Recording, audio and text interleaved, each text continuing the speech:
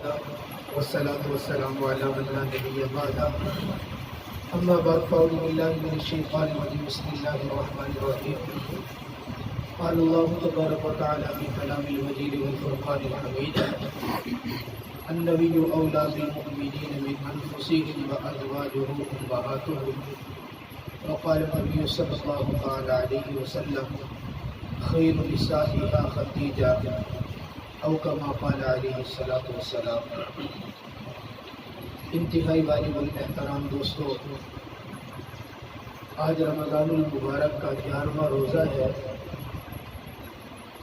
اور جیسا کہ میں نے کل آپ کے سامنے ذکر کیا تھا کہ قول کے مطابق 11 رمضان المبارک کو آقا مدنی کریم صلی اللہ تعالی علیہ وسلم کی پیاری بیوی امت مسلمہ کی ماں جناب خدیجہ رضی اللہ تعالی عنہا کا یوم وفات ہے۔ اسی حوالے سے چند ایک باتیں آپ حضرات کے سامنے ذکر کرنی ہے۔ میرے دوستو، جیسے آقا مدنی کریم صلی اللہ تعالی علیہ وسلم کی زندگی نبوت ملنے سے پہلے بھی اور نبوت ملنے کے بعد بھی بے داغ ہے، اسی طرح آقا مدنی کریم صلی اللہ تعالی علیہ وسلم کی پہلی زوجہ جناب سیدہ خدیجۃ الکبریٰ رضی اللہ تعالی عنہا کی زندگی بھی آقا مدنی کریم صلی اللہ تعالی علیہ وسلم کے نکاح میں آنے سے پہلے بھی اور نکاح میں آنے کے بعد بھی بے داغ ہے۔ آپ علیہ السلام کو جس طرح جوانی کے اندر ہی صادق اور امین کا لقب دیا گیا، اسی طرح جناب خدیجۃ الکبریٰ رضی اللہ تعالی عنہا کو بھی سیدہ طیبہ طاہرہ کا لقب دیا گیا۔ آپ علیہ السلام کے نکاح میں آنے سے پہلے ہی ایک عظیم خاندان کی عظیم خاتون جن کے ساتھ نکاح کرنے کے لیے مکہ کے بڑے بڑے رؤساء کی دلی خواہش رہی۔ آپ علیہ السلام کے نکاح میں آنے سے پہلے حضرت خدیجۃ الکبریٰ رضی اللہ تعالی عنہا کے 2 نکاح ہو چکے تھے۔ پہلا نکاح ابو حالہ نامی شخص سے ہوا، ان کی وفات کے بعد دوسرا نکاح عتیق نامی شخص سے ہوا۔ ان 2 آدمیوں سے بیوہ ہونے والی یہ عورت اسلام کے اندر سب سے پہلی وہ عورت ہے جنہوں نے کاروباری اعتبار سے اپنے والد کا ہاتھ بٹایا۔ ان کے والد کی زندگی میں ہی بڑھاپے کی وجہ سے والد نے اپنے بیٹوں کی وفات کے بعد اپنی تمام مال جائیداد کا وارث اپنی بیٹی کو بنا دیا۔ جناب سیدہ طیبہ طاہرہ خدیجۃ الکبریٰ رضی اللہ تعالی عنہا بڑی ذہین تھی، سمجھدار تھی، عقل مند تھی، سلیقہ مند تھی، گفتگو اچھی کیا کرتی تھی، اپنی عقل مندی کے اعتبار سے کاروبار کو مضبوط انداز سے سنبھالا۔ آپ علیہ السلام 25 سال کی عمر میں تھے، یا شاید اس سے پہلے کی بات ہے، اپنے چچا کی کفالت میں تھے ابو طالب کی، جب سیدہ طیبہ طاہرہ خدیجۃ الکبریٰ رضی اللہ تعالی عنہا نے اپنا مال تجارت دے کر آقا مدنی کریم صلی اللہ تعالی علیہ وسلم کو قافلے کے ساتھ روانہ کیا۔ واقعہ مشہور ہے، آپ علیہ السلام قافلے کے ساتھ چلے گئے، راستے کے اندر ایک راہب سے ملاقات ہوئی۔ اس راہب نے آپ علیہ السلام کو اپنے علم کے مطابق آپ کی نشانیاں دیکھ کر پہچان لیا کہ یہ نبی آخر الزمان ہے۔ آپ علیہ السلام واپس آئے، سیدہ طیبہ طاہرہ خدیجۃ الکبریٰ رضی اللہ تعالی عنہا نے اپنا ایک غلام میسرہ نامی آپ علیہ السلام کے ساتھ بھیجا تھا۔ سفر تجارت سے واپسی پر اس غلام نے حضرت سیدہ خدیجۃ الکبریٰ رضی اللہ تعالی عنہا کو کارگزاری سنائی کہ اس شخص کے ساتھ آپ نے مال تجارت دے کر مجھے بھیجا تھا، یہ شخص عظیم شخصیت کا مالک ہے، جس وقت چلتا ہے تو آسمان کے اوپر بادل آ کر دھوپ کے اندر ان کے اوپر سایہ کرتے ہیں، یہ جس جگہ پر بیٹھ گئے تو شجر و حجر آ کر ان کو سلامی پیش کرتے ہیں، اور ان کا تجارت کرنے کا انداز ہی نرالا ہے. یہ بے ایمانی کی تجارت نہیں کرتے بلکہ ایمانداری کی تجارت کرتے ہیں، بالکل صاف شفاف معاملہ کیا کرتے ہیں.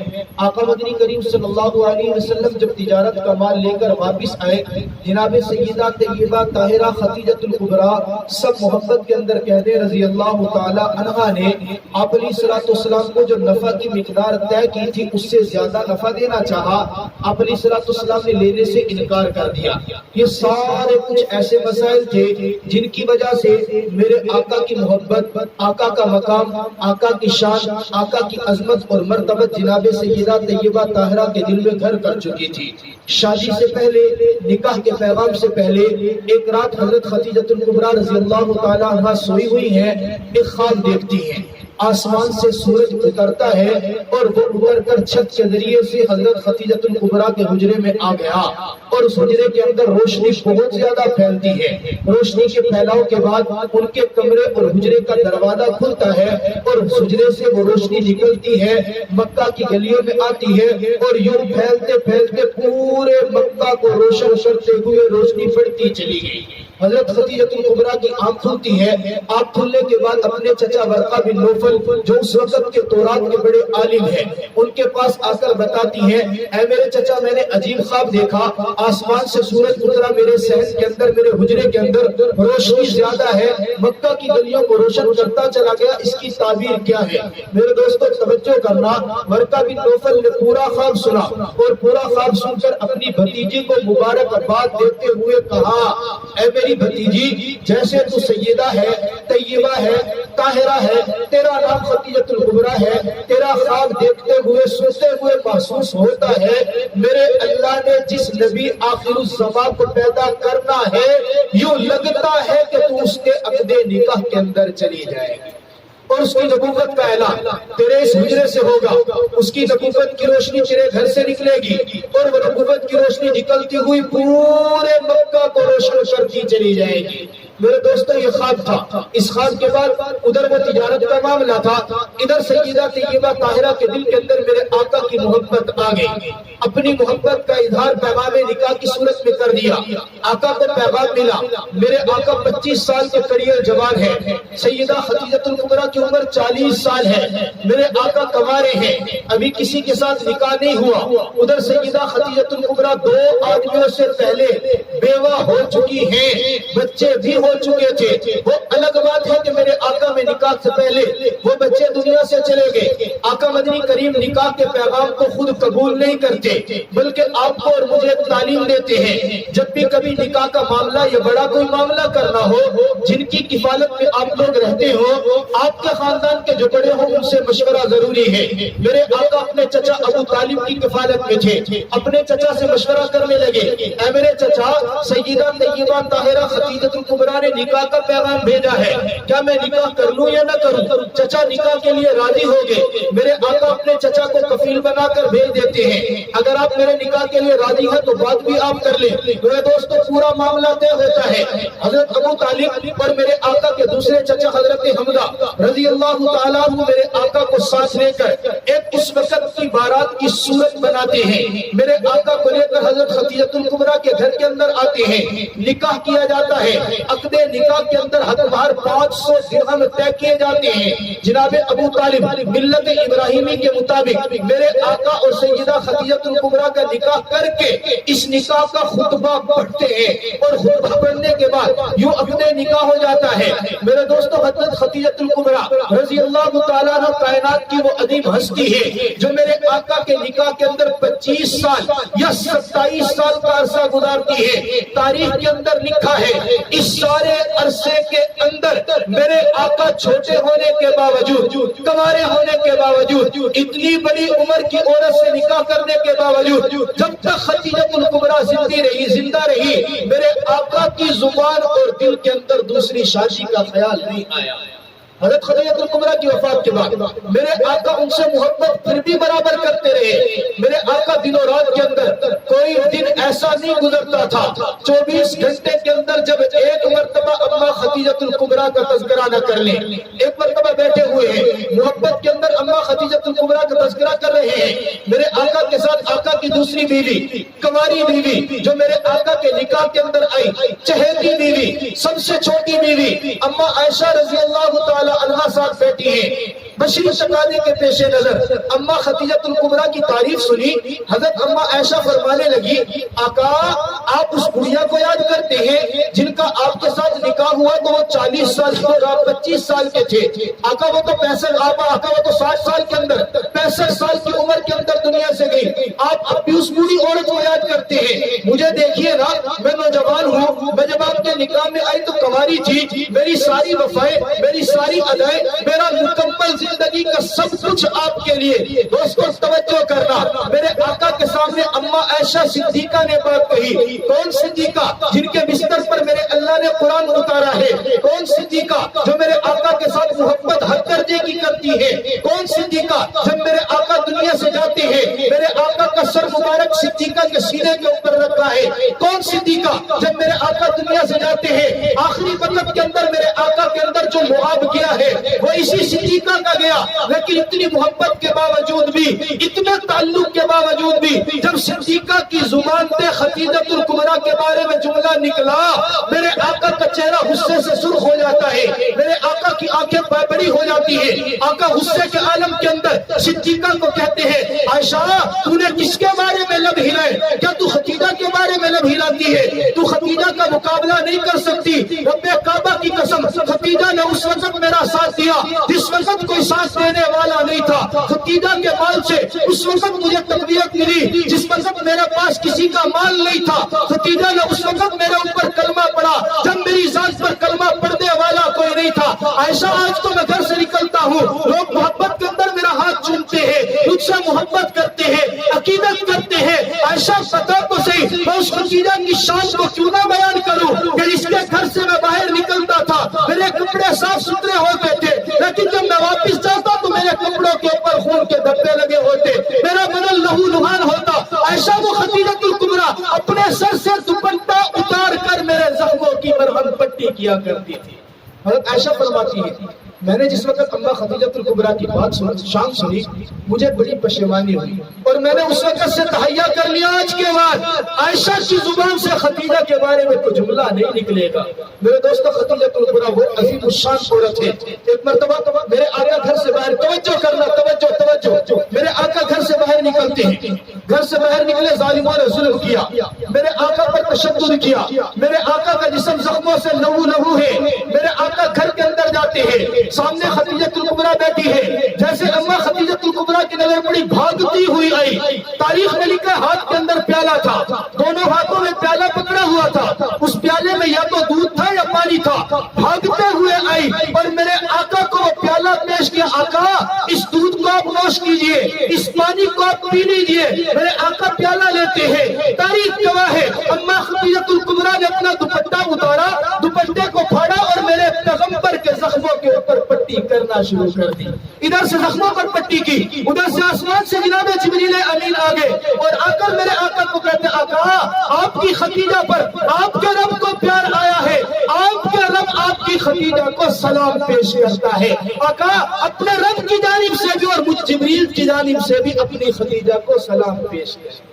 اندازہ کیجیے اس عورت کی عظمت کیا ہوگی، اس کا مقام اور شان کیا ہوگا کہ جس کو میرے اللہ آسمان سے سلام پیش کرتے ہیں۔ یہ کون عورت ہے؟ آپ کی اور میری ماں، آپ کی اور میری ماں، ہمارے آقا کا حرم ہے، اسلام کی سب سے پہلی وہ عورت۔ جب تک صدیق نے بھی کلمہ نہیں پڑھا تھا، علی نے کلمہ نہیں پڑھا، طلحہ زبیر نے کلمہ نہیں پڑھا، سب سے پہلے اگر اسلام کے اندر کلمہ پڑھا ہے تو میرے آقا کی پہلی بیوی خدیجہ الکبریٰ نے پڑھا ہے۔ اسلام کی عظیم الشان عورت۔ آج ہمیں ہر طرح کی عورتوں کا تو پتہ ہے، ماڈلنگ والی عورتوں کا پتہ ہے، لیکن اسلام کی عظیم ہیروز کا نہیں پتہ، ان عظیم شخصیات کا نہیں پتہ، اپنی پیاری ماں کا نہیں پتہ کہ اس کی عظمت اور شان کیا ہے۔ میرے آقا کی اس عظیم ماں کا مقام، میرے آقا کی اس عظیم بیوی امت کی عظیم ماں کا مقام کیا ہے۔ میرے دوستو اما خدیجہ الکبریٰ کے بطن سے میرے آقا کو جو اولاد ملی ساری اما خدیجہ الکبریٰ کے بطن سے 2 بیٹے اور 4 بیٹیاں ملی۔ سب سے پہلا بیٹا جن کا نام قاسم ہے، جن کی وجہ سے میرے آقا کی کنیت ابو القاسم ہے۔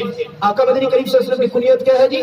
ابو القاسم، محمد عربی کنیت ابو القاسم۔ میرے آقا کے پہلے بیٹے دنیا سے چلے گئے، بیٹی زینب ہوتی ہے، رقیہ ہوتی ہے, ام کلثوم ہے, فاطمہ ہے, 4 بیٹیاں میرے آقا کی ہے. حضرت زینب رضی اللہ تعالیٰ عنہ میرے آقا کی سب سے بڑی بیٹی ہے. یہ وہ بیٹی ہے جتنی قربانیاں ماں نے دین کے لیے دی اتنی قربانیاں اس بیٹی نے بھی دین کے لیے دی ہے. غزوہ بدر کا موقع ہے, حضرت زینب رضی اللہ تعالیٰ عنہ کا نکاح ابو العاص کے ساتھ ہوتا ہے.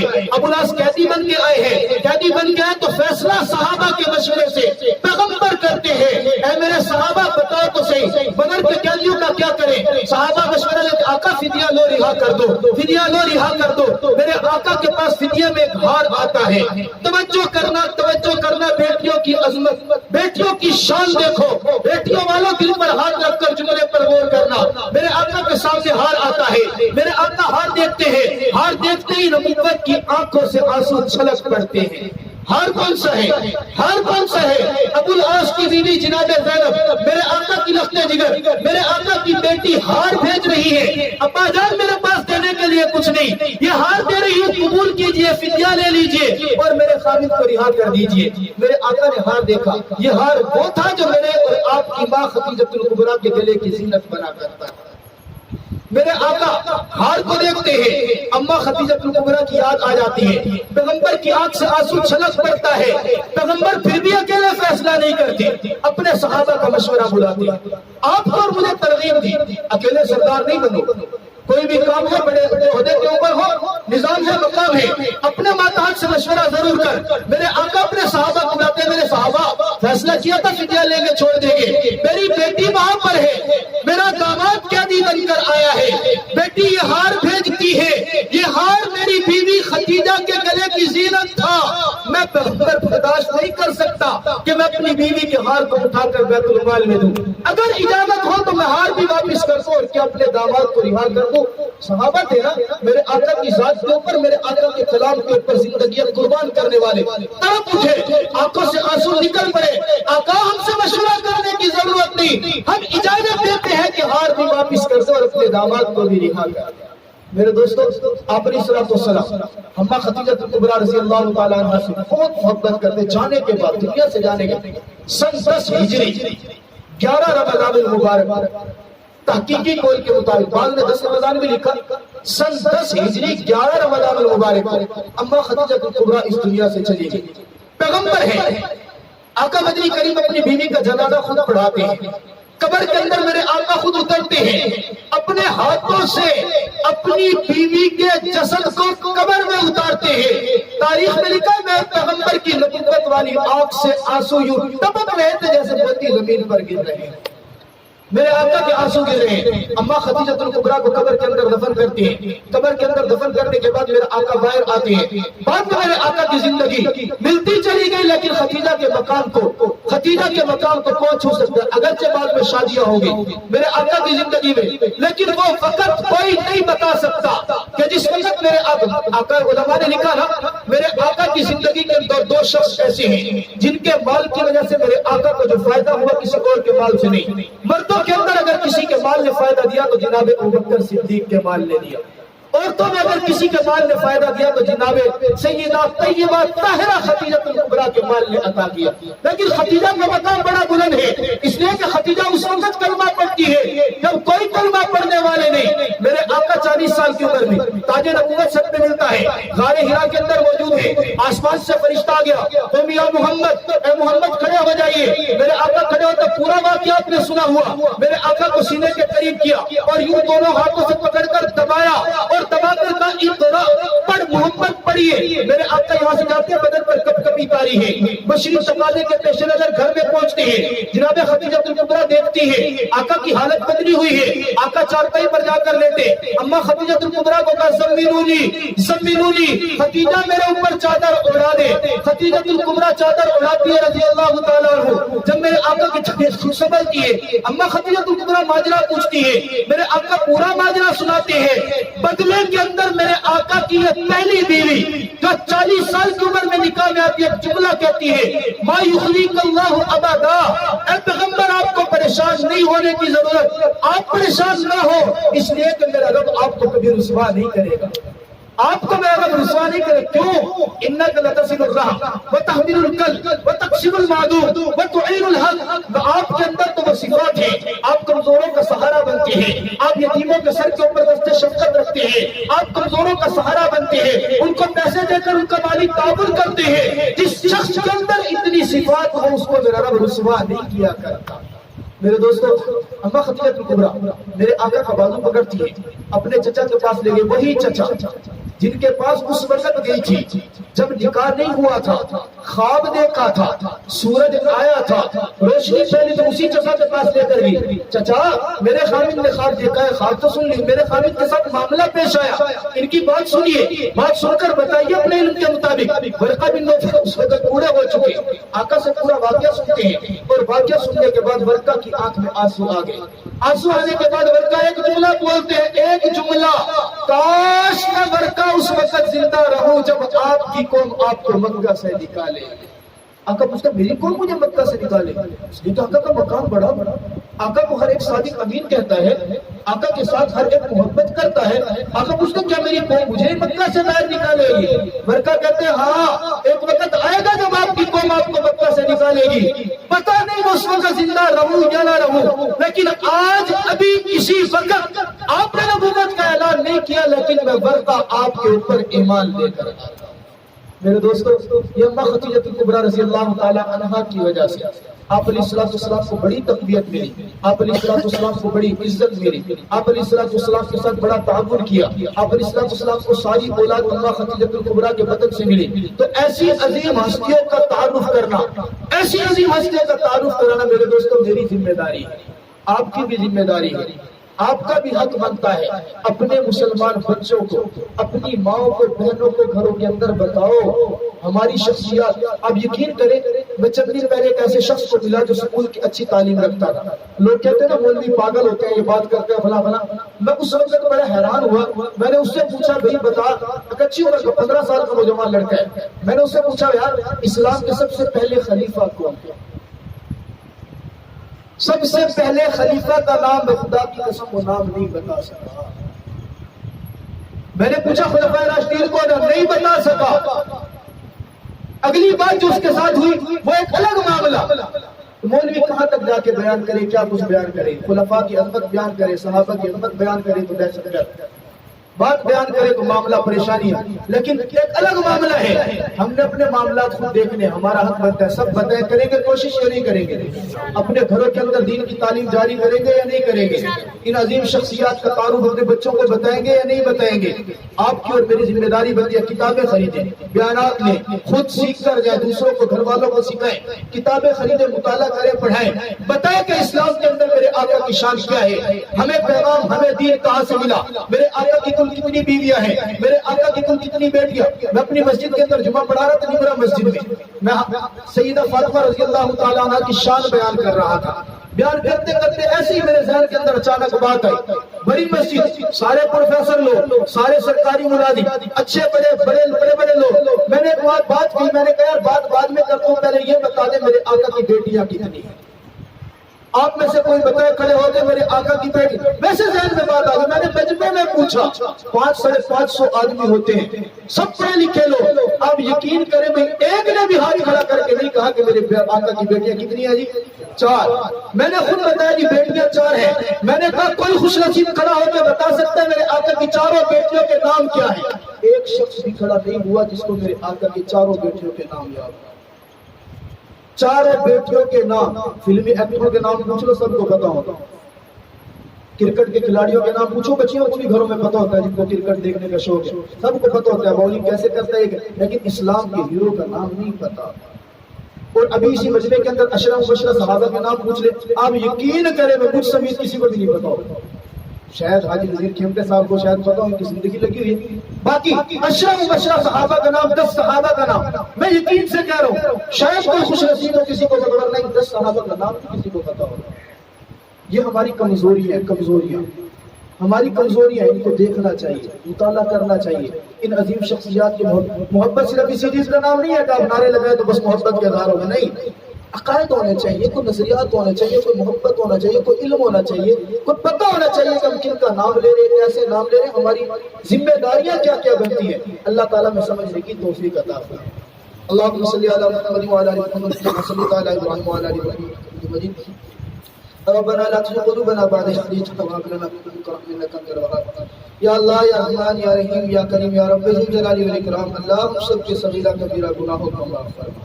اللہ ہم سب کی حاضری قبول و منظور فرما۔ اللہ جو کچھ کہا سنا ہے اللہ اس پر عمل کرنے کی توفیق عطا فرما۔ یا اللہ حضرات صحابہ کرام سے محبت کرنے کی توفیق عطا فرما۔ اللہ ان کی زندگیاں پڑھنے کی توفیق عطا فرما۔ اللہ ان سے عقیدت رکھنے کی توفیق عطا فرما۔ اللہ ماہ رمضان المبارک کا پہلا عشرہ گزر گیا، اللہ ہم تجھ سے اپنی بخشش نہ کرا سکے، اللہ ہم اس کا صحیح طور پر احترام نہ کر سکے، اللہ ہم کمزور اپنی غلطیوں اور کوتاہیوں کا اعتراف کر رہے ہیں، اللہ ہم سب کی کوتاہیوں کو معاف فرما دے، اللہ ہم سب کی کوتاہیوں کو معاف فرما دے۔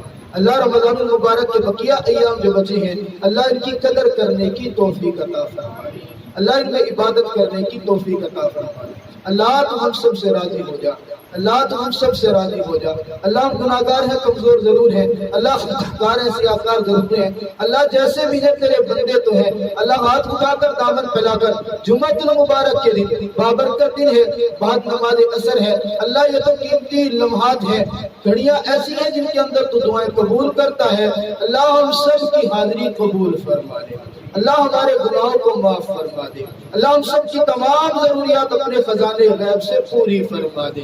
اللہ دنیا آخرت میں کسی کا محتاج نہ کر، اللہ دنیا آخرت میں کسی کا محتاج نہ کر، اللہ صرف اپنے در کا محتاج رکھ لے، اللہ صرف اپنے در کا محتاج رکھ لے۔ اللہ ہمارے دوست احباب رشتہ دار جتنے دنیا سے چلے گئے اللہ سب کی قابل مغفرت فرما دے، اللہ جتنے مسلمان بیمار حال ہیں اللہ سب کو شفا کاملہ عاجلہ عطا فرما دے، اللہ جتنے بے روزگار ہیں اللہ سب کو حلال طیب روزگار عطا فرما دے، اللہ جو مسلمان بچیاں گھروں کے اندر بیٹھی ہیں اللہ ان کے لیے مناسب رشتوں کا انتظام فرما دے، اللہ جن کے مناسب رشتوں کا انتظام ہوگا ان کے اپنے مسنونہ کے عمل کو آسان فرما دے، اللہ اس ادارے کو دن دوگنی رات چوگنی ترقی عطا فرما دے، اللہ دور دراز کے علاقوں سے اپنا دین پڑھنے والے طلباء کو بھیج دے، اللہ ہمیں صحیح دین پڑھانے کی توفیق عطا فرما، اللہ ہم صحیح دین سمجھ کر اس کے مطابق عمل کرنے کی توفیق عطا فرما۔ وصلی اللہ تعالی علی خیر خلقہ محمد و آلہ و اصحابہ اجمعین۔